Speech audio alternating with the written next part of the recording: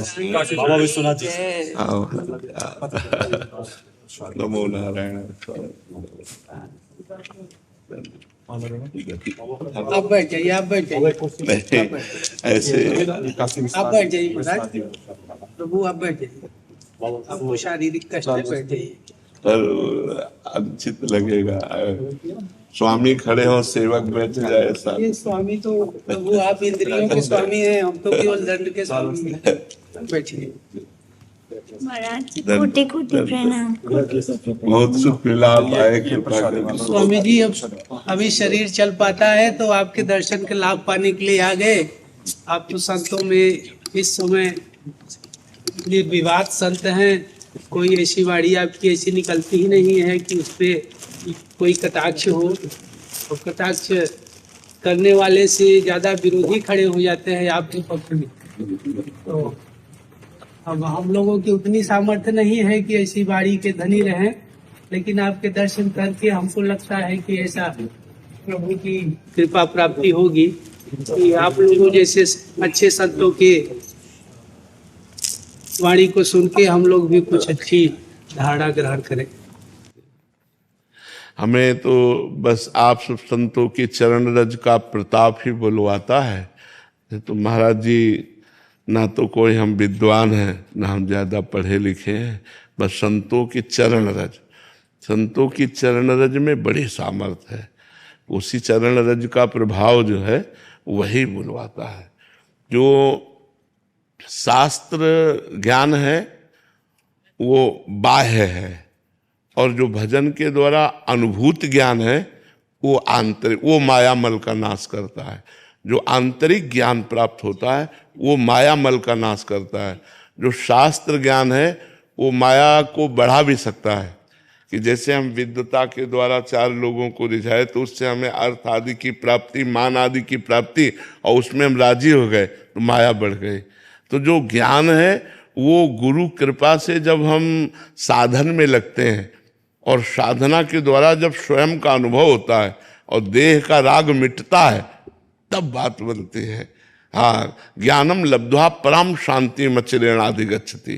पहला श्रद्धावान लभते ज्ञानम, शास्त्र ज्ञान, ये शास्त्र ज्ञान है। श्रद्धावान लभते ज्ञानम, और फिर तत्परा संयतेन्द्रिया, उसके परायण होकर जो अपनी इंद्रियों को वश में कर लिया, तत्परा संयतेन्द्रिया। अब ज्ञानम लब्ध्वा, अब जो ज्ञान प्राप्त हुआ वो परम शांति मचिरेणाधि गच्छति। वो आत्मबोध को प्राप्त महापुरुष समस्त विषयों से वो ऊपर उठ जाता है। नहीं स्वात्मारामम विषय मृग तृष्णाम भ्रमयति। जो आत्माराम पुरुष होता है वो कभी विषय मृग तृष्णा में भ्रमित नहीं होता। जैसे भुने हुए चने में कभी अंकुरण नहीं होता, ऐसे आत्मबोध प्राप्त महात्मा के हृदय में कभी कोई कामना उत्पन्न नहीं होती। वही सतरति सतरति सा लोकान तारयति। वो स्वयं तर जाता है, स्वयं तर जाता है और लोकों को तार देता है। जिसके हृदय में कोई कामना नहीं, निरंतर निरंतर ब्रह्मभूत, निरंतर अपने स्वरूप में स्थित रहता। ब्रह्मभूता प्रसन्नात्मा न शोचति न कांक्षति समाज सर्वेषु भूतेषु मद भक्तिम लभते पराम। पराभक्ति का ये परम लाभ प्राप्त हुआ, न कोई सोच रह गई, न कोई चाह रह गई, निरंतर आत्मानंद ब्रह्मानंद में मगन है। यही हमारे जीवन का परम लक्ष्य है। स्वामी जी, आपको बता के हो सकता है इसका हल मिले जी। हमने ऐसा कोई कर्म नहीं किया कि हम दंड संन्यास के अधिकारी हों जी, या भगवत मार्ग में आए। जी। पता नहीं क्यों प्राप्त हो गया। भगवान की कृपा, गुरु की कृपा। ऐसा कोई कर्म प्रभु हमने बिल्कुल बिल्कुल बिल्कुल। प्राप्त होने के बाद कुछ कर्म करने का अवसर मिले, यही राधा रानी के चरणों में जी जी आवेदन है। जी जी। अब इसको प्राप्त करने के बाद कर्म संन्यास की तरफ चला जाए। कर्म प्रवीणता पूर्वक करके और उसके फल को रद्द कर देना, ये सबसे बड़ा कर्म संन्यास है। एक कर्म संन्यास है कि कर्म को करना ही नहीं है, और एक है कर्म को प्रवीणता पूर्वक कर्म करते हुए फल की आशा न रखना।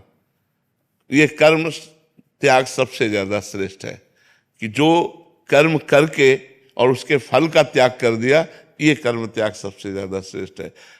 अकर्मण्य होकर के अगर हम बैठे रहें तो अगर स्थिति है, स्वरूप बोध है, तब तो ठीक है।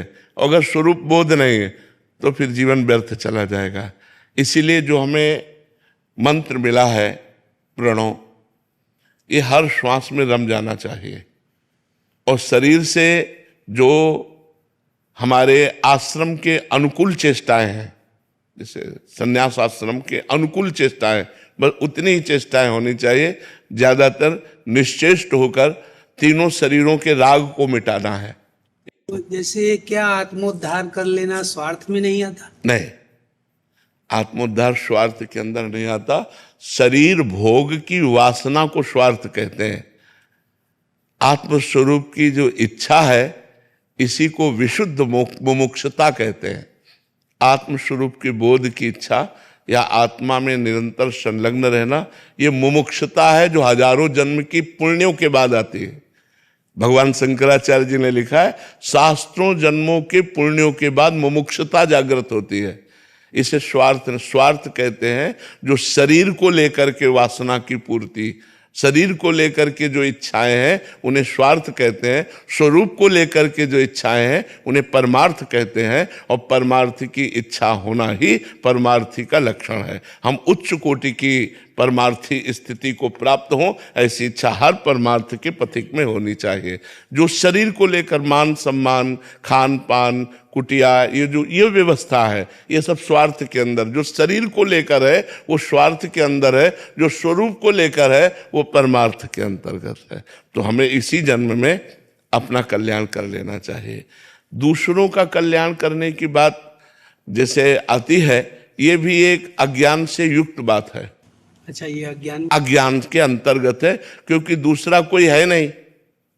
सर्वम खलमिदम ब्रह्म ने नानास्ति किंचन, सर्वम खलमिदम ब्रह्म ने नानास्ति किंचन, सब कुछ तो ब्रह्म है और उसी ब्रह्म की अनुभूति मुझे करनी है, इनको नहीं करनी। ये हमारे ब्रह्म है, मूर्तिमान ब्रह्म, सर्वम, देह सहित हम इन्हें ब्रह्म रूप मानते हैं।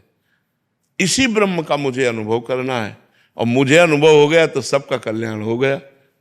क्योंकि मेरी दृष्टि स्वाप्निक थी, स्वप्न टूटा तो केवल आप ही है। एको ब्रह्म द्वितीयो नास्ति। किसका कल्याण करना अपने स्वरूप में स्थित हो गया, बात हो गई। आत्मोद्धार के लिए कुछ दो शब्द।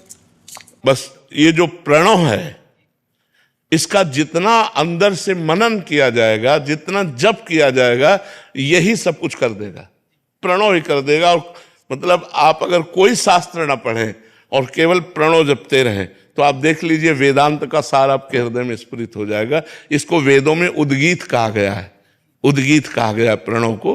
तो जितना प्रणव जपेंगे उसी हृदय से निकलने वाला गीत। हाँ, उद्गीत। इसको अंदर से जितना आप जपेंगे, इसका वाचिक जप नहीं होता प्रणव का। हाँ, वाचिक जप नहीं। हाँ, अच्छा है। हर समय हर श्वास इसको बैठा लीजिए और भगवान विश्वनाथ जी के आश्रय में रहिए। विश्वनाथ जी का प्रगट में आश्रय हो गुरु रूप से, तो फिर सब शंकरम शंकराचार्य। विश्वनाथ जी से करीब 30 किलोमीटर दूर ये चुनार के पास में एक सीखड़ स्थान है। जी जी, वहीं पे गांव में रह। वो तो सब क्षेत्र ही है, क्षेत्र है। हाँ, बिल्कुल क्षेत्र है। बहुत बहुत सुंदर। आपके दर्शन का लाभ हुआ।